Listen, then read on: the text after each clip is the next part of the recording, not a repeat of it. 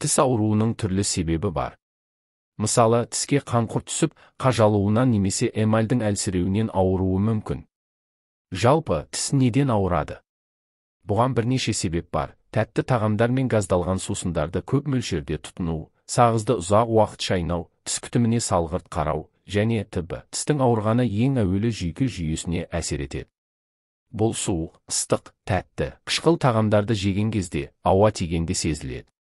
Содан кейін адамның температурасы көтеріліп, басы айналып, ұйықтай алмай, беті ісіп кетеді. Мұны үй жағдайында қалай емдеуге болады? Алдымен ауырған кезде тісіңізді тазалап алыңыз. Ауыз қуысын тұз, ас содасы қосылған жылы сумен бірнеше рет шайыңыз. Пияз бен сарымсақты үккіштен өткізіп, тұзбен, содамен араластырыңыз. Оны дәкеге орап, ауырған тіске басыңыз. Бұл әдісті күніне әр 2 сағат сайын 2-3 рет жасауға болады.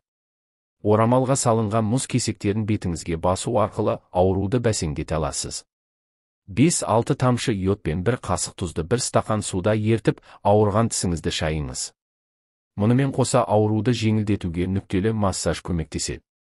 Жоғарғы еріннің үстіндегі нүктені тауып, бір қалыпты массаж жасай отырып ауруды басуға болады.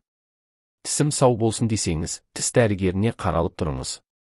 Себебі тістің ауырғаны басылғанымен, артынша қайта пайда болып, созылмалы түрге көшуі мүмкін.